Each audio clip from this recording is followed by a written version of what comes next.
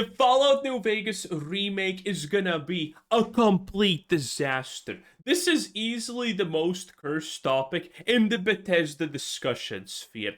Fallout New Vegas is never happening. We already know this. Todd Howard is gonna drop the bombs himself if this becomes even close to not even a reality, but just a potential thing that could happen. He's not letting this happen. Todd Howard has spent the better part of a decade at this point trying to completely dismantle and destroy everything that people loved about the New Vegas game.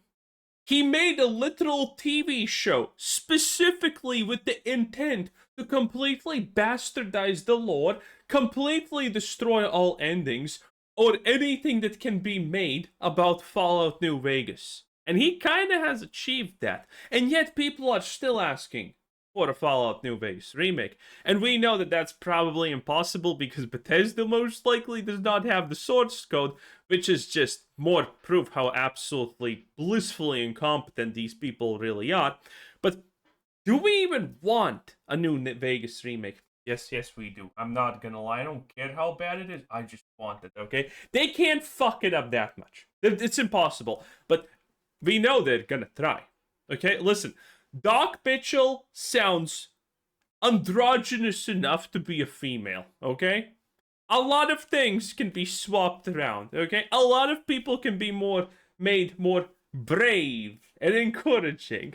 I mean, what do you think? What do you think modern day Bethesda would do with Cass? Or Victoria? Oh my god! Can you imagine what they would do with those characters? Can you imagine how easily modern Bethesda could rewrite them into the most unlikable people on this goddamn planet? Yeah, that's the future right there, okay? And Raul is literally a Mexican immigrant, technically. Imagine the endless woke potential that we have there. Oh boy. I want the new Vegas remake, but man, I know how bad it's gonna be. I know it.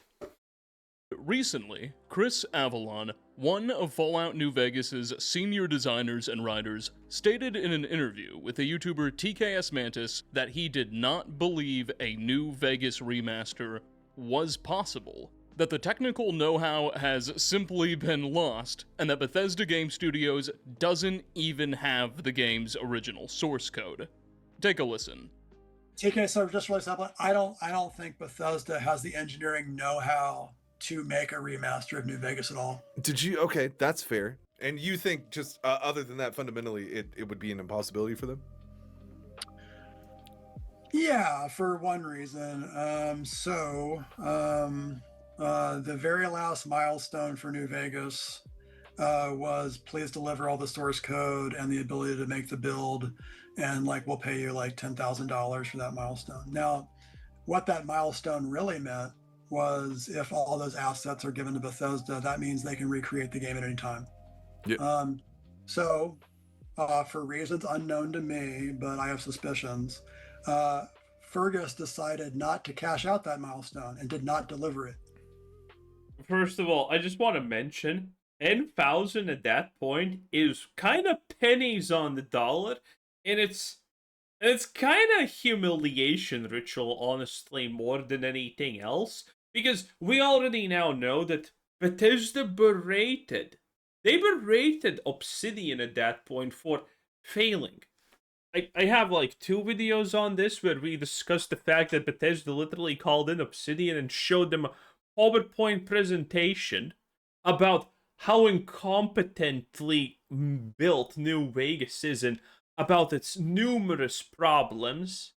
Now, granted, the irony is that it's the most beloved Fallout game of all time, and nothing comes close to it. Which kills Todd Howard inside, as we all know, which makes my day better every time I remember. Yes, I'm that petty. What you gonna do about it? You also should be that petty, because Todd Howard is an animal. In any case, animals aside, there's nothing. This situation is just so bad for Bethesda. Now, what I'm here to tell you right now is that Avalon is mistaken. Over the past year or so, a series of leaks and cryptic corporate announcements have indeed hinted that Bethesda and their affiliates are working on a new Vegas remaster. And what's really given me the confidence to make this video now is that Now, this is the thing. I didn't talk about it, but Bethesda, without even the source code, can just remake New Vegas.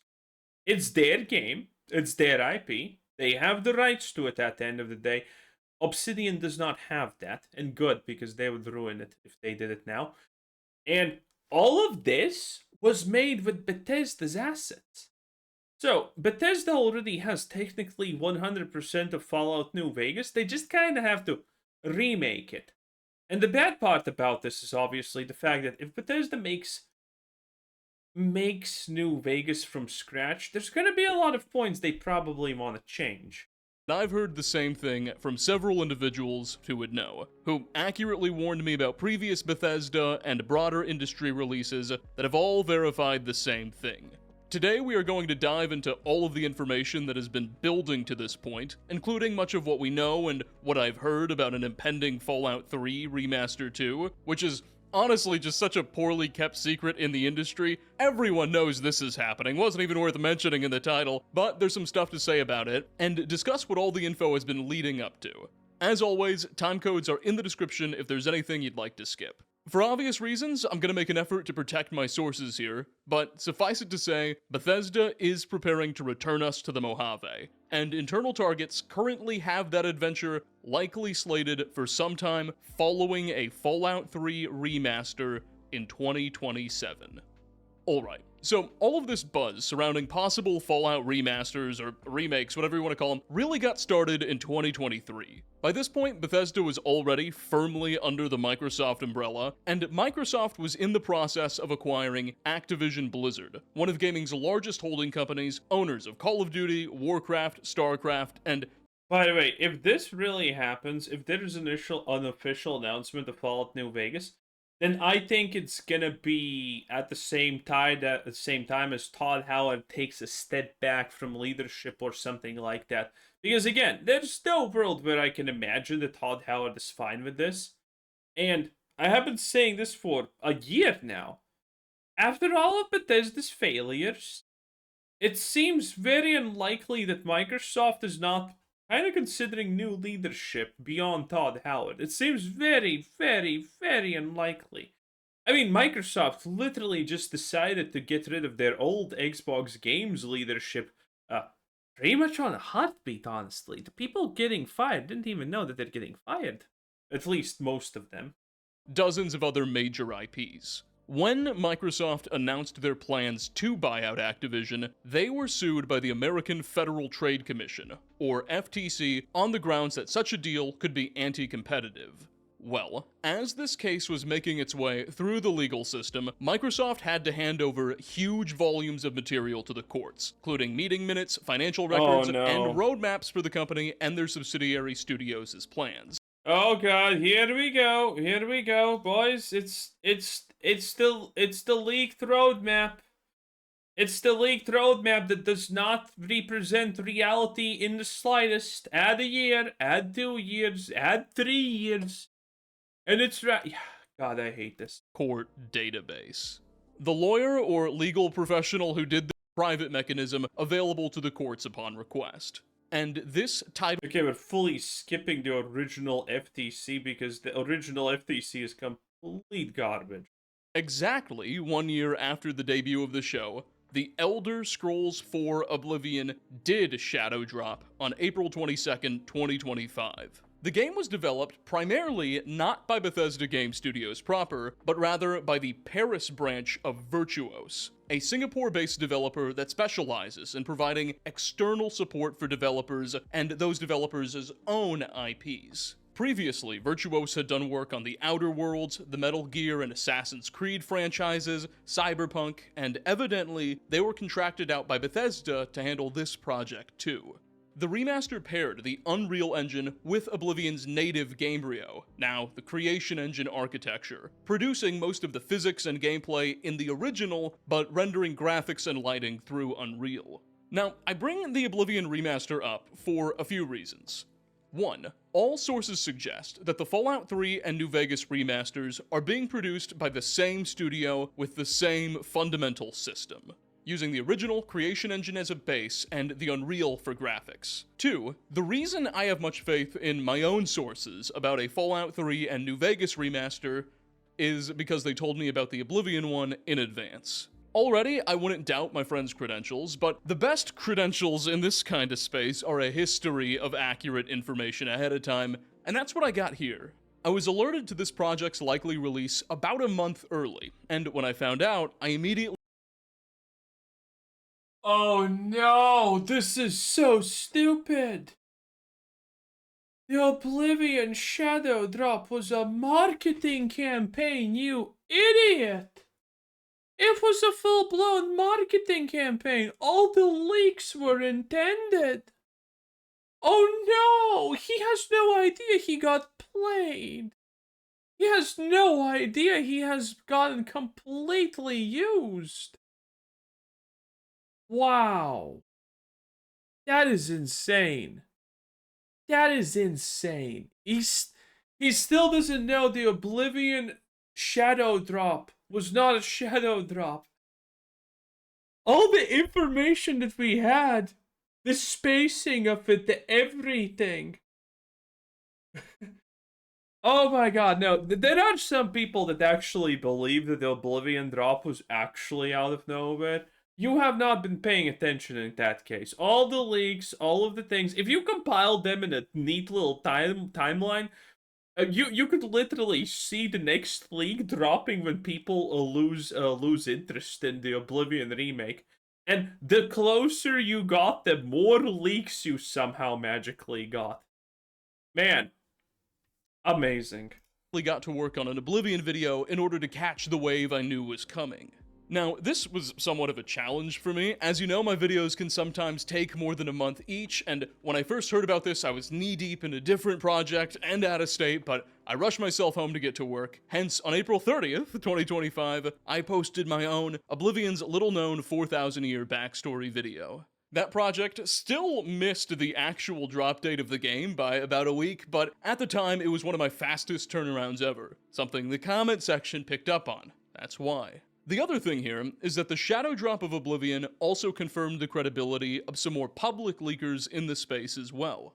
YouTuber, podcaster, and Twitter user... God, I was gonna say, Nate the Industry Plant Hate. Nate the Hate made a series of posts in the weeks and months leading up to the shadow drop, consistent with what actually happened. As far as I know, we are not sharing any sources, but it seems they have access to their own person within the system, feeding them accurate information about Bethesda and Virtuosa's plans. Finally, the success of the remaster surpassed Microsoft and Bethesda's expectations, and granted them a much greater confidence in both Virtuos and the idea of shadow-dropping remasters. I don't know if that success is related, but it's in the months following Oblivion's release that development of both a Fallout 3 and New Vegas remaster were confirmed to me privately. That November, the previously correct Nate the Hate echoed what I had been hearing in a reply to a now deleted tweet, stating, quote, "I know the intent to do New Vegas exists, but I don't know if it will come with FO3 or be its own release. FO3 Remaster is still a ways off." Unquote. And this all brings us to December.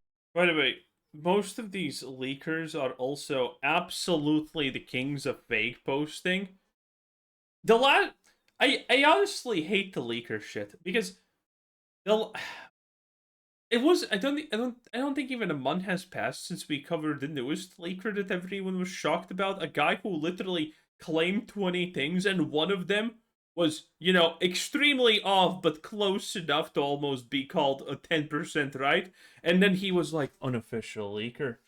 Oh my lord. December of 2025 with the release of Season 2 of the Fallout TV show. There were a lot of hopes within the community that Bethesda would this time seize upon the tentpole moment they neglected in 24 by shadow dropping a remaster. But suffice it to say, both Fallout 3 and New Vegas very much then, and still do, need more time in the oven. In January, Amazon unveiled this cryptic timer clearly counting down to the season finale coming in February, and a lot of rumors started flying around then, but it was still never meant to be. Side note, but I don't think the folks at Amazon responsible for that countdown timer quite understood the nuances of this community, nor was Bethesda involved in that. When the timer expired, the season finale simply aired, and a new VR tour room of one of the show's sets became available online to great public backlash.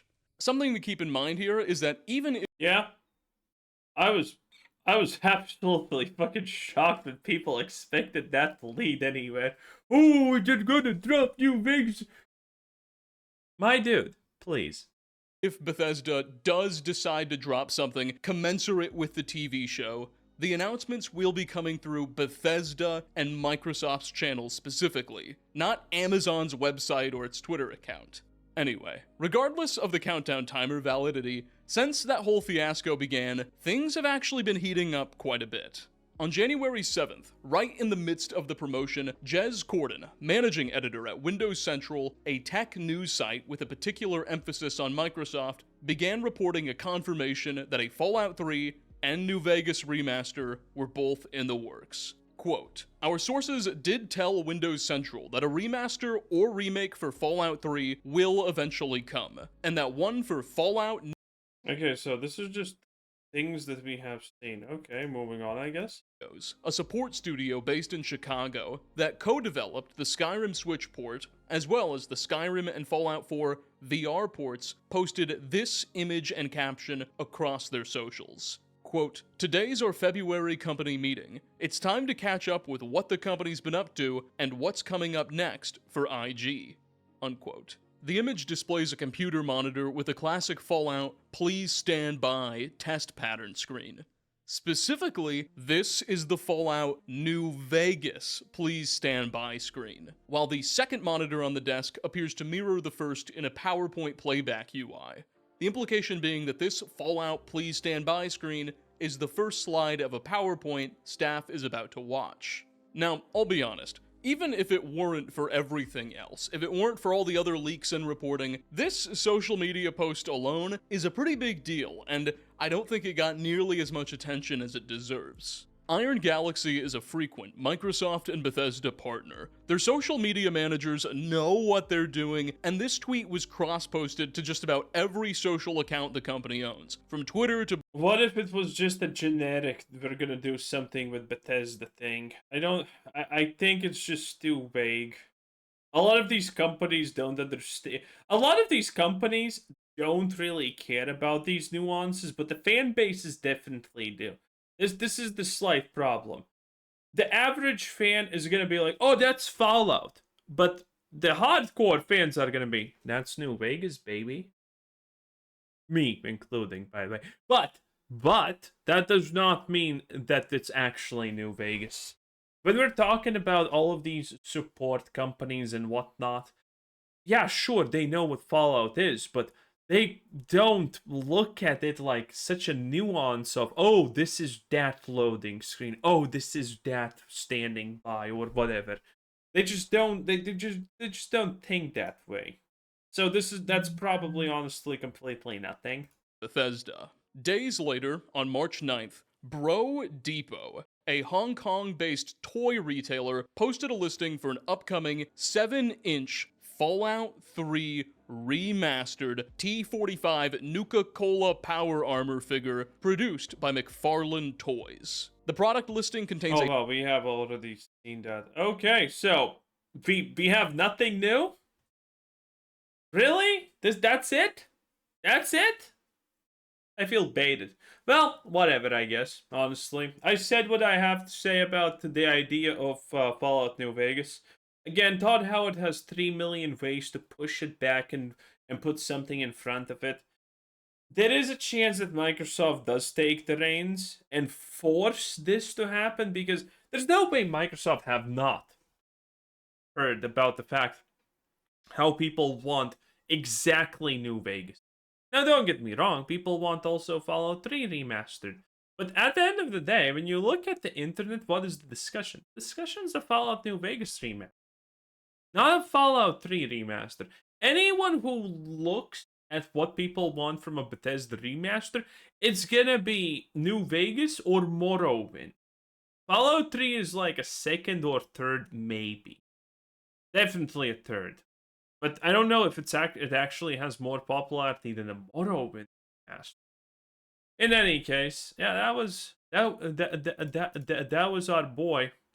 I forgot your name. Epic Nate, 10 out of 10. Anyway, have a nice day. Bye.